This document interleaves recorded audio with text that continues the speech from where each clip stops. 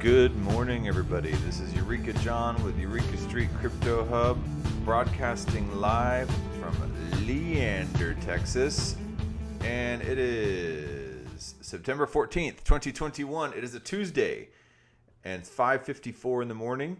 So it's pretty early. I do this every single morning. This is my morning show, and this is my video blog. And this is me just kind of being disciplined to make sure I learn something new about crypto every single day so I have at least something to talk about. And I've been doing this since October 24th, 2020, and this has been fun. It's been amazing. I've learned a ton. I've met a bunch of cool people. I've gotten to now interview quite a handful of really different, interesting people.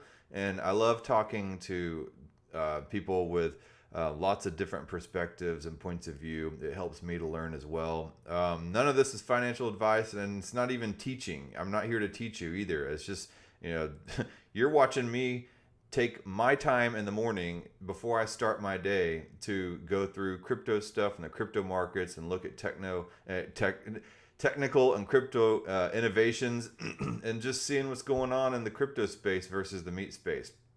So this is my time before I have to be a husband, an employee, a dad, a friend, or whatever else I need to be to everybody else. This is my time just to do something for myself before my day starts. And I got to get on down to my 8 to 5 job, every single day. And so I work, 40 hours a week in manufacturing down at a factory, doing my deal down there during the day. I do have a laptop open to where I can look at some stuff during the day too, so that helps. And I listen to podcasts in my ears whenever I'm able to. So I'm always kind of got crypto on my mind and have innovation and tech on my mind, and I'm always wanting to learn, and that's what this is all about. And so you're along for the ride, man. And I don't have any sponsors, and so I'm not getting any money for this. This is all, I've learned how to use the DeFi tools, which is amazing. And at first I learned how to use the Ethereum layer 1 DeFi tools, but now Ethereum is getting a little too expensive for a person of my income level. So I've managed to take a lot of that and move it to layer 2, like Arbitrum and Matic and stuff like that. And I'm generating some pretty healthy yields up on layer 2. So layer 2 is more kind of now with the way things have evolved. Layer 2 is becoming a place where a guy like me can hang out, kind of the bottom dweller. I'm not an institutional guy, that's for sure, and I don't really understand institutions and institutional money and everything like that, which I'll get into here in a second. But I'm a total plebe, I'm a proletariat. I'm just a dude that saves dollar cost averages out of his paycheck. I don't try to play or time the market in any way, shape, or form. I take what I have and I put it into savings, both traditional and crypto savings. And I dollar cost average into certain projects every week. And then sometimes I might take some of that yield and put it up on layer 2 finances, and then try some of all this more risky high yield farming and stuff like that. I don't really do leverage. I do have some locked up assets borrowed in Aave, and I've pulled out and I've borrowed against that to do some yield farming with. So yeah, I guess I do have some on some tiny little leverage, but nothing like 100x leverage or 20x leverage even, or anything like that. And when people leverage, they are borrowing against some assets and then putting it in something else and borrowing against that and then putting it in 3 other places and borrowing against all that. It gets crazy, or they may do futures in which they borrow assets, then place bets on specific assets or projects growing in value at a certain time and point in the future, and they try to guess where that will be. And that's a dangerous game too. And I don't play all that. I'm not that familiar with it, so I have a hard time talking about it. But there's a lot of ways you can get in trouble. And the term is to get wrecked, R-A-K-T. So jumping into all this crypto and finance space and all this stuff like that has forced me to learn a lot of different language and terminology. When I first jumped into the crypto space, all this sounded like complete gibberish, and I forced myself to just listen to podcasts, even though I didn't understand anything. I would just go jogging and I would listen to these podcasts, and I would maybe come away with one or two little tidbits here, but I learned how these people talk, and even institutional investors, they're talking about money markets and AML, KYC, lending protocols, and all types of stuff, and they're using language and even the cadence in which they speak and certain inflections and tones and stuff like that are very different from my world. And I didn't grow up or go to school with this type of world and this type of custom and culture and way of speaking about money and finance, or even just life. And you see how this entire class of people different from you, how they interact with each other, how they talk to each other, how they meet, and stuff like that, and how they think about certain situations and money. And it started out all so foreign to me. And then the more podcasts I listen to, the more I interact with people in DAOs and stuff like that, the more I'm able to kind of get a little firmer footing in what's going on and being able to speak the language of a lot of these people in this investing space and stuff like that. So yeah, I'll look at some price real quickly, but I did listen to a podcast on Bankless DAO with Kathy Wood from ARK Invest and then some other people. And it's another one of those instances where you're listening to these people who are just wrapped up in the institutional finance world, which is completely detached from anything in my reality. And I'm sitting there just like trying to understand what they're talking about, because it's a completely different world, and it's a different world for me, and I imagine it's a different world for tons of people who are jumping into the crypto space, because the crypto space provides access and it provides a place just for the regular old Joe Schmo to jump in and learn how to finance. You don't have to be an accredited investor. And I didn't even know what an accredited investor was up until I got into crypto. So this is all just like crazy new concepts. And it's just a world that I did not know existed. And there are millions and millions and millions more people out there like me who are completely unaware of this world. And this is how the rich get richer, because most people don't know about any of this stuff or even these concepts or terms. So I'm here basically to try to look at some of this stuff, understand it in the best way that I can from my plebe perspective, and then to be able to say, all right, this is what this dude meant or this lady meant, and here's how it can apply to you and your 9 to 5 existence or 8 to 5 existence, or you as you're going out doing your landscaping jobs, or you're doing wiring in a building, us with our average Joe jobs, or you while you're standing at a trade show in your khaki pants and you're manufacturing a knit tee with the company logo on the front, selling components for some type of mechanical product. It's just selling nuts and bolts and screws, right? And that's basically what I do. I sell a very utilitarian commodity product. I'm a sales guy, and it's just like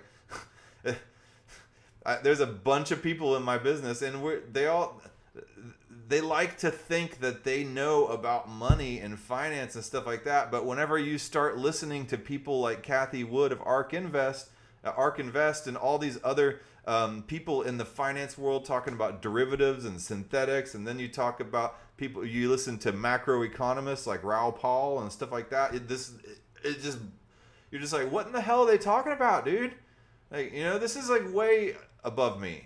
I don't have that type of money. I'm dollar cost average, bro. Like, and then a lot of people just, they get out of work, they go home, they crack open a Bud Light, and they just sit there and zone out on the tube, and they're done, man. And they get their 401k, and they don't want to think about it. And then they get their little JAB in their arm, and they're done. They're just complying and getting through life, and that's it. But there is so much more out there, and since I've just been forcing myself to listen to these podcasts, even when I don't understand it, and Randy just jumped on here. He comes on just about every single morning now, which is awesome. I love to feel like I have some people here with me who understand what I'm talking about. And he says he's lost with that interview too.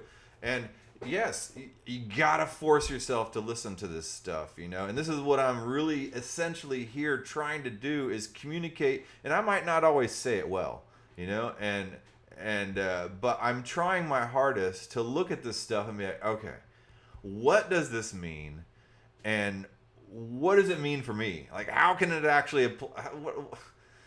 What can I do with this?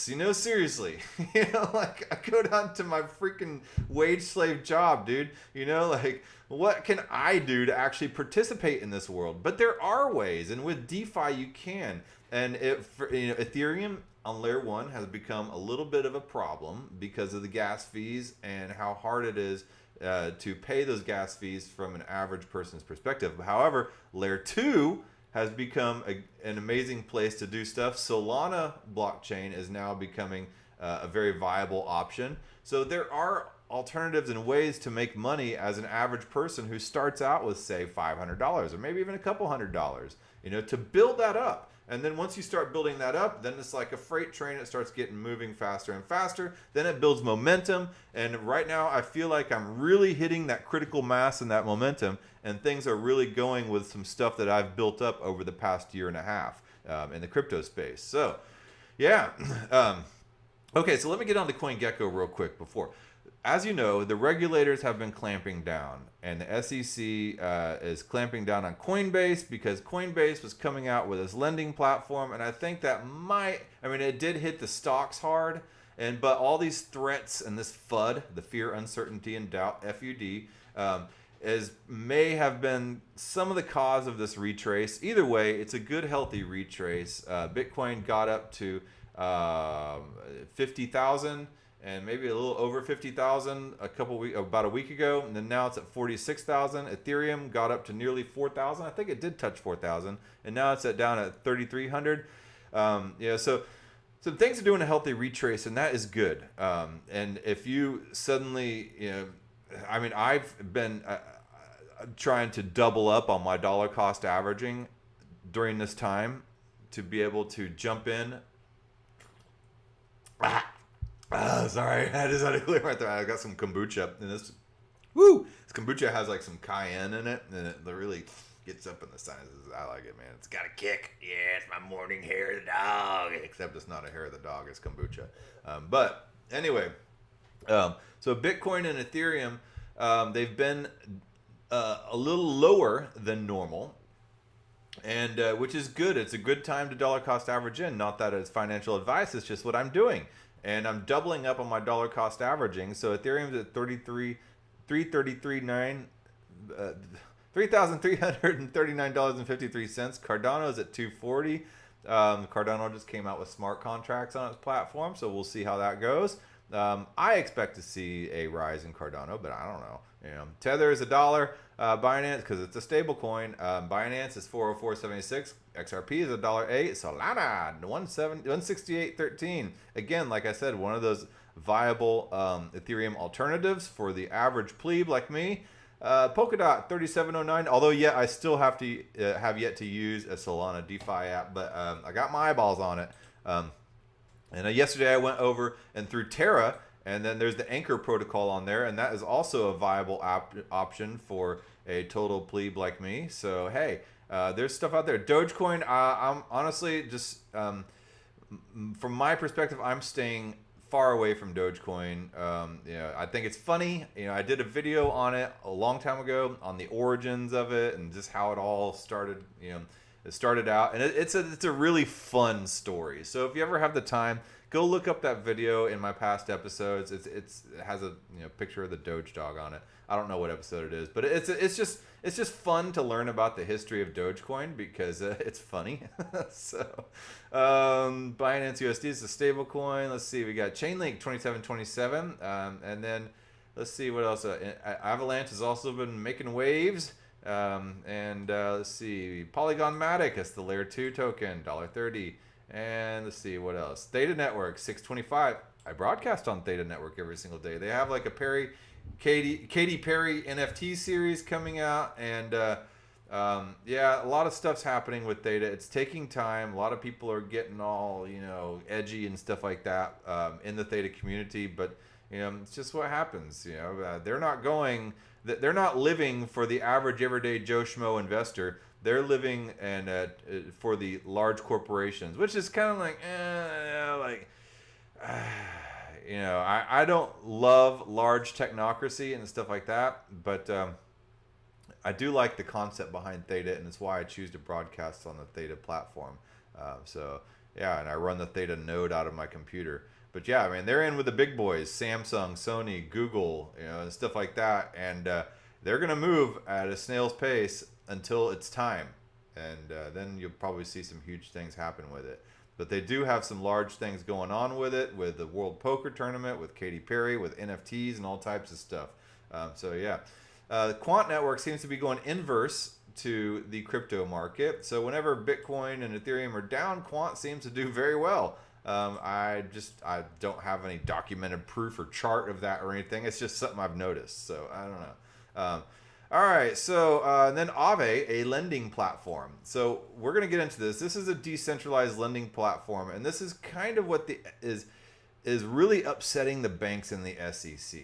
And let me go over here and see what has happened in the past week. U.S. markets regulator takes aim at Coinbase lending product. Okay, so Washington, Hong Kong, September. Okay, U.S. Securities and Exchange Commission, the SEC, has told Coinbase Global Inc. that it plans to sue the cryptocurrency exchange if it goes ahead with plans to launch a program allowing users. Program in British spelling. If it goes ahead to launch a program allowing users to earn interest by lending digital assets, Coinbase said. The top U.S. markets regulator last week told Coinbase it intends to legally charge the company. Coinbase's chief legal officer, Paul Grewal, said a statement on Tuesday noting that the firm now plans to delay the launch of its Lend product until at least October. An SEC spokesperson declined to comment. Of course you did. In a lengthy Twitter thread, Coinbase CEO Brian Armstrong criticized the agent's handling of the firm's plans to roll out a lending product the SEC has determined to be a security and said the agency had denied him a meeting. Both the CEO and chief legal officer said Coinbase disputes the SEC's determination, saying Lend is not an investment contract or note. The executive's remarks provide a glimpse into the rising tension between the crypto industry and the regulators, which have been ratcheting up scrutiny of a world that has so far existed in a regulatory gray area. So, this is the old thing. First they ignore you, then they laugh at you, then they fight you, and then you succeed. That's the stage of any type of person or idea or whatever project success. Crypto proponents have hoped that Gary Gensler, who became the first SEC chair in April, would bring clear, broad rules to the industry, but so far has been disappointed by the SEC's more watchful gaze. Yeah, Gary Gensler knows a lot about crypto. He knows enough to be a pain in the butt. Gensler is seeking more authority for the agency to oversee a world he described last month as a Wild West, riddled with fraud and investor risk. So it's the Wild West. There's shadowy supercoders, according to Elizabeth Warren. It's a crazy place, right? He has said that some digital assets and platforms are operating as or offering securities, bringing them under the SEC's oversight. Company executives said they were surprised when the firm receives a legal notice after notifying the SEC of plans to move ahead with Lend. Anyway, Lend, it gives people 4% interest, which is peas compared to the interest that you can earn on other decentralized finance and centralized finance protocols such as BlockFi, Celsius, Nexo, and stuff like that in the crypto space, and then decentralized ones such as Aave and Compound and others. An Anchor protocol, which gives you a lot of APY. Let's see here. So Coinbase said, or BlockFi. So the U.S. state of New Jersey ordered the cryptocurrency platform BlockFi to stop offering invest-bearing accounts that have raised 14.7 billion from. I've used BlockFi, and they do give good, healthy returns. I'm using Celsius right now, and every single week right now, I get a nice little money drop in my account from interest I've earned from crypto that I have saved in there. BlockFi said if we end up in court, we may finally get regulatory clarity the SEC refuses to provide. So all these places like BlockFi and Coinbase, Armstrong said this. So what Coinbase is saying is that the SEC is not giving them any type of baseline or instructions. They're just suing them, which is BS, So if we end up in the court, we may finally get the regulatory clarity the SEC refuses to provide.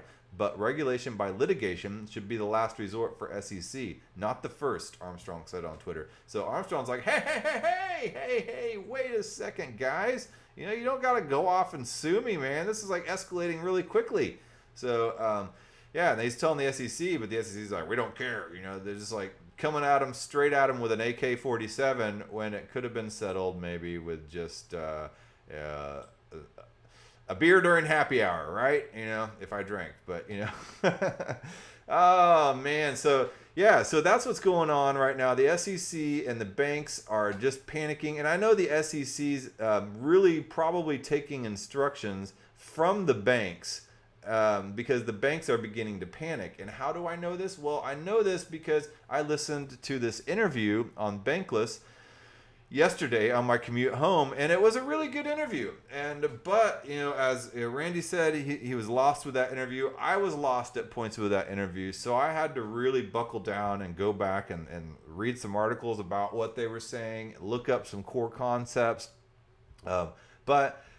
Basically what Kathy was saying is that the banks are beginning to be hollowed out. Like they're beginning to suffer financially from a lot of this stuff that is happening. I mean, they might receive a little less on their profit margins. They might, their profit margins might have dropped by 1/4 point. Okay. What is that, like $1 million out of several $1 trillion? I don't know, but anyway, what I'm saying is that they said ARK.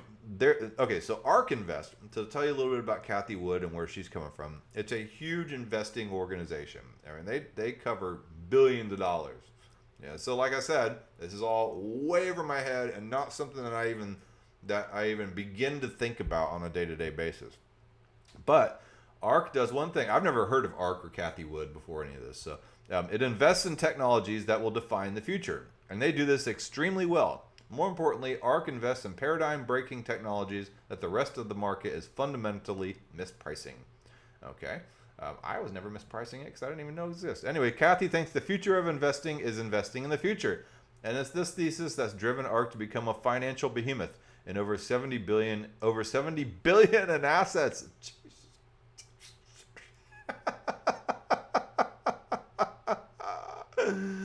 Yeah, whatever. Where older financial institutions look at markets retroactively in order to establish metrics and models to guide investments, ARK looks at markets prospectively by looking into the future and investing in the technologies that will shape it. Okay, so older institutions look at what has worked. And they're just like, okay, well, we have a good, solid track record. This institution has amazing credit, and we are going to rely on that because it is tried and proven that it works. Where ARK is saying, this is the future, and this has potential, and we are going to allocate our funds to this. Where older financial institutions like JP Morgan and stuff like that are like, oh no, that's risky. It has no proven track record. Where over here we have 100 years worth of proven track record success. And so this is where ARK is trying to find the niche. And if you're trying to succeed without any means or without any nepotism involved or inheritance or anything like that, the best way to do it is through technology. And so I think ARK is trying to do that. So ARK believes that we're on the cusp of 5 paradigm-breaking technologies which are all hitting their strides at once, and blockchain being one of them. In alliance with our crypto renaissance thesis, crypto will help usher in a new age renaissance, similar magnitude of the renaissance of the 1400s. And I'm going to open this in a new tab and take a look at it in a second. Kathy thinks that the next decade or two will include the largest technological transformation in history. So let's take a look here. Um, oh man. Okay, here we go. Okay, according to ARC's research, the global economy is undergoing the largest technological transformation in history. So you got the steam engine, the railways, the telephone, the automobile, electricity, and then computers. And we got a little dip there. Boop. And then so over here, is that the computer dip? Yeah, I wonder why it dipped in the 60s. What happened in computers where it dipped in the 60s? Huh? I'll have to look into that and see. Anyway, so you have all these technologies that have suddenly developed: blockchain technology, genome sequences, robotics, energy storage, and AI. Wow, this is like literally the beginning. This is literally the birth of Skynet from Terminator. This is, I mean, are we even going to be alive to enjoy this, or is this all going to be AI in the future that's just running things and exterminating us as a species? That's all I'm wondering at this point. So who knows? Maybe I'll make all this money only to have it be handed over to the wallets of a bunch of AI people. I don't know. Anyway, so the other people in the interview were Chris Berniski, of Placeholder VC. And I didn't even know what a VC was when I first got into crypto. I was like, VC? What's all this VC they're throwing around? Sounds like some kind of herpes. But I guess it's a venture capitalist is what VC means. Okay, so so Chris Berniski of Placeholder VC, venture capitalist, who led ARC down the crypto rabbit hole back in 2014, and Yassine El-Mandra, ARC's current crypto analyst. And people are calling this the best podcast ever. I don't know. I mean, I really like the Vitalik one, and I've liked a few others as well. I wouldn't say it's the best, but it's a good one. Anyway, key takeaways from Kathy Wood. DeFi is hollowing out the banks. That's the word she used, the hollowing out. And the banks know it. The banks are starting to panic, like I said. So Kathy listens to JP Morgan's earnings call as a way to get a feel for the broader climate of the banking sector, and she was astounded to learn that the loan growth during the economic recovery was negative. So yeah, they're losing out on opportunities for loans. Why? Because the loans suck, because banks suck, because they don't give you any interest. So why would you be getting a loan from the bank when I don't know. So because crypto, given yield growth and demand and DeFi is absolutely exploding, even if that only causes a minor loss in revenue for the banks, this loss still has a meaningful impact on growth expectations for the entire banking industry. Stock prices set on the margin. Marginal growth rates matter. So we'll listen to this real quick. I think part of the heightened regulatory talk here in the United States is because what you are talking about, the yield, has attracted so much interest that the banks themselves are beginning to feel it. I listened to especially JP Morgan's call. It's a good kind of staple to understand what's going on in the banking industry. And, in a V-shaped recovery, Jamie Dimon was telling us that their loan growth would be negative through the end of this year. I said, what? And I began to think, could it be? Could what's going on in the Ethereum world already be impacting banks? Prices are determined at the margin. And so this could be really hurting the banks. And I think I'm going to take a very close look during the next few earnings seasons to see if we can dimension it. So yeah, so banks are starting to get shaky in the legs, and what if the regulatory pressure we've seen lately is because the banks are scared? Their teeth are chattering. What if DeFi threat to the banking sector is reverberating back as regulatory threats towards DeFi? So all the stuff with the SEC pointing and taking aim at Coinbase and stuff like that and other crypto projects, is this the banking sector telling the SEC to do this because they're getting scared about DeFi and they're losing a lot of money and they're starting to see it show up on their charts? They don't do anything and they don't take action unless something really starts to hit the charts. When they start seeing those charts and the beans that they're counting, start to move around, they don't like that. They're fine with all the talk and all the buzz and all the people talking trash about the banks. They don't care about that. But they do start perking up and perking to attention when they see those charts move. So it wouldn't be surprising, given the banking system is one of the most entrenched incumbents there is. ETH staking could become the new risk-free rate. Chris Bernitzky asked Kathy if she could envision a future where Ethereum's risk-minimized rate offers a new baseline for valuing internet assets. So before, the way the institutions looked at Ethereum, and even Bitcoin for that matter, but Bitcoin has a larger track history. So at first they're adopting Bitcoin, and then now they're slowly starting to look at Ethereum as less risky. Because before, just Bitcoin maximalists and just individual investors were looking at Ethereum being like, and I've heard it on interviews. They're like, we're not really ready for Ethereum. We like it, and we like what's going on there, but as far as our risk tolerance, we're just not quite there yet, because they feel that there's such a large attack surface in Ethereum versus Bitcoin, which may be true, but there's a give off, there's a trade off because of all the things that Ethereum can do that Bitcoin can't. And so that attack surface, even though it's large, is starting to be outweighed by the benefits that Ethereum can provide, especially now with all the DeFi platforms and all the tools being built on top of it. A friend on the internet was talking to me and in Discord, and they were like, okay, I haven't really used Ethereum much because I was told back in 2017 that it just had some issues, and it's just not a good project, and it's not a good sound coin. I can't remember the way that she worded it, but it's like it's not a good I guess it's not a good solid asset as far as money to invest in.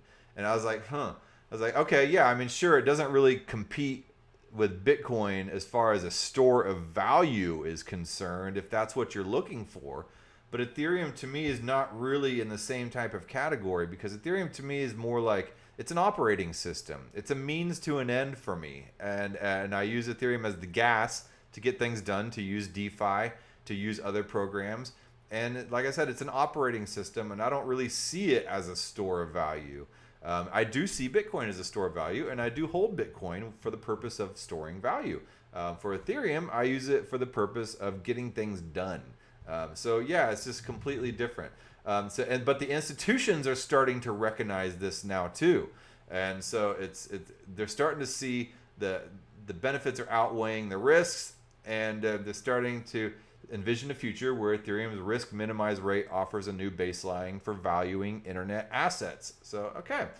All right. So, in short, Kathy thinks that Ethereum can become the internet bond, because bonds are some of the most safe meat space real world assets. So Ethereum can kind of act as an internet bond because Ethereum is the base layer of a lot of assets at this point right now. So, what are all these lending platforms being built on? Ethereum, So, all right. So anyway, DeFi will accelerate innovation in non-crypto sectors. And this is where I started getting a little confused. I mean, I did get confused up here, and I had to kind of really think about it. And I still don't think I explained it well. But here, I just want to go through this one more. I asked Kathy and Chris, do you think Ethereum's capital coordination powers and DeFi's open financial services will allow for innovation in other sectors to occur at a faster rate? Part of ARC's core thesis about why the future is so much closer than the market thinks is the growth in each technology platform has the power to accelerate growth in all others. Kathy identified Ethereum's capital coordination powers with the DAO collecting 150 million of ETH in 2016 and has been an outspoken proponent of how DeFi offers friction-free finance. What does that mean? What happens when the pace of innovation and financial capital coordination tools are made free and open? Okay, before I talk about that, Chris Bernitzky talks about the sharing economy and how the sharing economy has to use DeFi in order to scale and succeed. So what does that mean? First of all, I had to look up what a sharing economy was. I didn't know what that was, honestly. I mean, I realized I knew what it was. I just didn't know what the words were.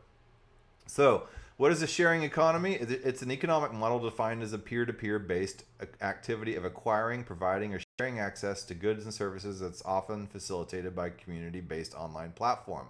So that can mean things like Uber and Lyft and Uber Eats, and then co-working, peer-to-peer lending platforms, which would include DeFi, fashion platforms, and freelancing. Let's just watch this quick little video. I got to get out soon, but let me just go through this real quick. So the sharing economy is important.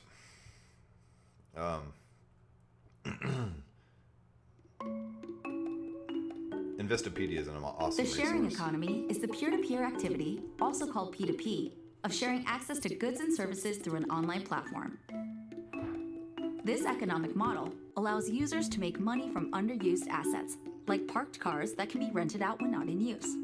In this way, physical assets are shared as services, and the sharing economy is growing into other business models as well. Co-working platforms are offering shared workspaces for freelancers and entrepreneurs. Peer-to-peer lending platforms allow individuals to lend money to others at cheaper rates. There are fashion platforms that help individuals sell or rent their clothes. Some platforms match workers with jobs, ranging from traditional freelance gigs to services usually reserved for maintenance people.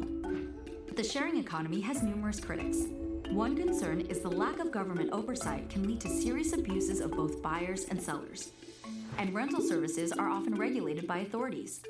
Unlicensed individuals offering rental services may not be following regulations properly. That means they can charge lower prices, giving them an advantage. There are also fears that information shared online can create racial and gender biases. This happens frequently when users can choose who they share their homes or vehicles with. And implicit statistical discrimination can exclude users with poor credit histories or criminal records. But as the sharing economy evolves, companies within the sector have pledged to combat the biases in both their users and algorithms. So that's really interesting that they bring up the whole discrimination thing, but on criminal record or income or credit score or whatever. And that is a huge issue. And I know a lot of this stuff sounds like the whole you will own nothing and you will be happy thing. And it is part of that, you know. And I can't stand the World Economic Forum and this whole Great Reset. However, the whole idea you will own nothing and you will be happy is kind of misconstrued to mean a complete dystopian existence. No, they're really, I think, talking a little more about this sharing economy that's happening, and it can be used for good. For instance, the DeFi lending platforms. You know, you don't. Your lending is based on right now on your collateral, and that what you can put up as far as crypto. But in the future, maybe, and I was talking about this a couple episodes back about your digital ID and your MetaMask wallet containing valuable NFTs or POAPs, proof of attendance protocol badges of things that you've attended and projects that you've been involved in or whatever, and people willing to bet on that. So it creates a sharing economy, and it's pretty amazing. And right now everything's just getting started. And so let's go back over here to what Bernisky had said about it. Those systems cannot scale to coordinate people globally. There's way too much friction. And so if you want to coordinate global sets of digital actors, you have to use DeFi. You would spend hundreds of millions of dollars and lose all your hair by the time you were able to pull it off using traditional finance. And so when you look at the sharing economy movement, which now feels dated, but which I think is still just really getting started, that movement, it's messed up in two ways. One, the capital is all owned typically by a concentrated set of shareholders, as we see with Uber or Lyft or whatever. So the value accrual doesn't go out to the supply siders, the demand siders, the people who actually create the network. And then two, a lot of the sharing economy to date has been meat space focused, and so then it has to go region by region by region. What DeFi enables is the financial backend to scale the sharing economy for any digital service globally from day one. Okay. So if you didn't understand what meat space is, that's the real world. Yeah, it took me a second. I was like, meat space. Yeah, okay. Yeah. So anyway, the biggest takeaway of all was Kathy's juxtaposition between backward-looking institutions and forward-looking retail investors. So institutions, like I said before, are looking at the backward track record, and they're the incumbents. They don't want all this peer-to-peer transfer. They need to be the middleman, and they want you to take their loans. They don't want you taking loans from just some other individual. or off of some decentralized finance lending platform where people are offering their own liquidity. They want to be the liquidity providers, not you. So the institutions are not looking into the future to inform their investments. Rather, they're using historical analysis and financial modeling to allocate their investments, which fundamentally bakes in the assumption that the future will look like just like the past. So they're running on all these assumptions about the past and assuming that the future will look just like the past. Well, with all this technological innovation happening right now, there is absolutely zero chance that the future will even remotely correlate with the past. So the institutions are starting to panic, and DeFi is hollowing out the banks, and the banks know it. So yes, and what if regulatory pressure we've seen lately is because the banks are scared? What if DeFi's threat to the banking sector is reverberating back as regulatory threats towards DeFi? So the traditional finance sector is fighting back. Prepare for a battle. This is going to get intense. It's going to get interesting. So yeah, Kathy's juxtaposition between backward-looking institutions and forward-looking retail investors. The institutions are not looking into the future to inform their investments. Rather, they're using historical analysis and financial modeling to allocate their investments, which fundamentally bakes in the assumption that the future will look just like the past. It's not true. So yeah. All right. Well, that being said, that was a longer episode than I thought, but there was just, again, a lot to cover. Every single day, there's becoming more and more to cover. And hey, Plukov 614, thanks for jumping on, man, or woman, or whatever. But yeah, let me give you guys a couple things here for jumping on. I appreciate that. And let's see here. What we got? What do we have here? A couple opening day crates that they gives me. So, all right. Yeah, that being said, I will talk to you guys tomorrow.